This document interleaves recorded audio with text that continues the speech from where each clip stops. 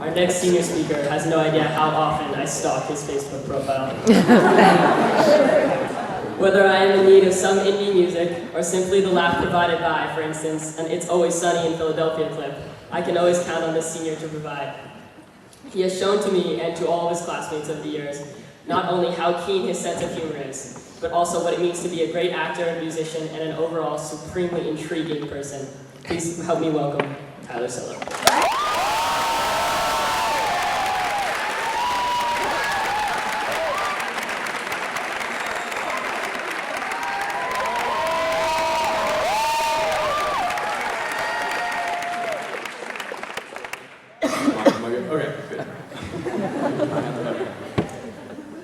Over the summer, I went on a number of new adventures. I explored the filming locations of the show Lost and swam among the turtles on the island of Oahu. I went to Disneyland without parents, and I even got scuba certified down in Monterey. I swam under a jellyfish, that was pretty cool. But anyways, all these stories, for lack of a better word, pale in comparison to the journey that I took on the night of July 4th, 2011. Being that it was Independence Day, a couple of friends and I went out on the town with a couple of firecrackers, lighting them off in the warm Marin night. This perfectly innocent activity carried on down the Kenfield bike path until we came upon Creekside Park, located adjacent to the marsh and across the street from Marin General Hospital. It was here that one of my friends, without informing me, decided that another firecracker just wasn't going to make the cut this time. In the dark, I saw my friend place on the ground a small black box. I was confused. Why is this firecracker bigger than the others, I wondered to myself. But before I could connect the dots, this small box had erupted into a series of deafening booms and dozens of green sparks flying up into the sky. The next thing I knew, I saw my friends running out of the park. Huh, run. Didn't get that memo, I thought to myself. But before I could have time to dwell on what had just happened, my adrenaline began pumping, and my legs surged forward with excitement as we ran to the park exit. "No!" one of my friends cried. "There's a flashlight coming down the path." Fearing that a police officer was fast approaching, and that we would all be thrown in jail, like, forever, we decided to take an alternative and hopped a nearby fence. It was only after I covered 100 yards did I realize I was running across the Marin Catholic track. Fearing that there was security that would report us and throw us in jail, like, forever, I ran to a 15-foot-high fence on the other end of the field and climbed over. One of my friends followed in suit, but the second could not clear the height. Instead of getting down immediately, he just clung onto the fence motionless at about 7 foot away. When asked why he didn't hop back down if he wasn't planning to climb to the other side, he simply replied, "Because I'll die." He was in no real danger, of course.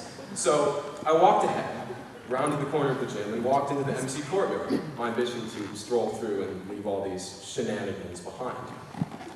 It was in this courtyard that I spotted what I surmised at the time to be a statue of a full-grown buck. I approached the statue curiously.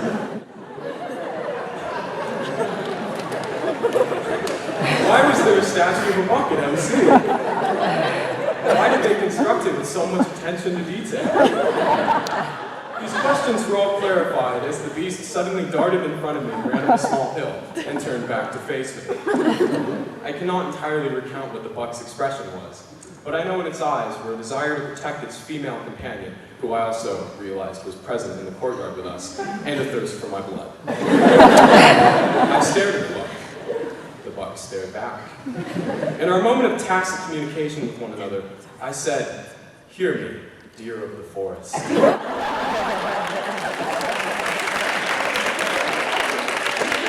mean you no harm. Take your female and let us both be on our way. But before I could finish my proposal for peace, the buck silently replied, "I will break you." "Okay then, Mr. Buck. Well, I will go over here and you can stay there. And I'm going to walk away and you're not going to charge after me with those, might I say, very fine and sharp antlers protruding from your skull. So I'm going to leave and that will be that. Okay, bye-bye now." I rushed away from the scene. I was split up from my two friends, but I managed to meet up with the one who had scaled the MC fence with me. We called to the other one, and the following phone conversation began. Hello? Hey man, we're trying to find you. Did you go down the path? Yeah? Okay, well, come meet up with us outside of Basage. I can't. Why? There's a giant buck staring at me. I knew at that moment, my pal's a goner. The deer found him, the angry, conniving, and maybe secretly carnivorous deer.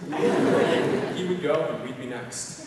The great buck murder streak of 2011 was beginning tonight, and I was victim number 2.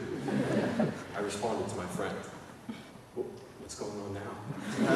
It's still staring. Oh God, it's moving so... Oh, never mind. It went in the marsh. I'll see you guys in a bit. My friend hung up.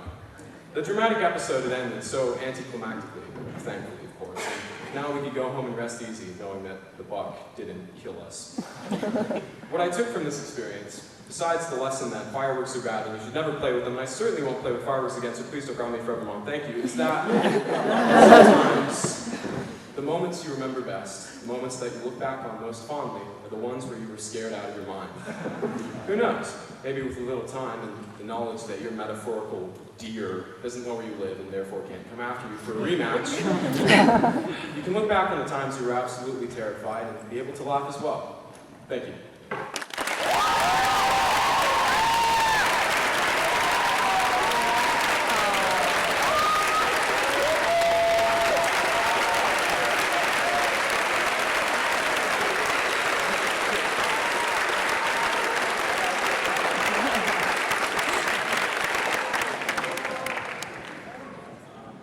I'll start by thanking all my teachers I've had, just MA anywhere. I'd like to thank Liam and Noel. I'd like to thank Joss Whedon and Nathan Fillion. I'd like to thank the classes of 2012, 2013, 2014, and Nick Ogden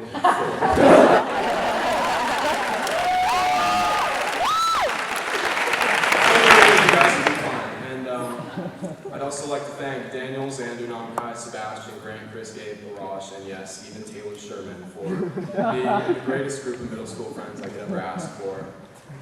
Thanks guys, it was awesome. I think there are too many people at MA that I can thank with the time allotted, so I'm just going to be giving individuals to all of you.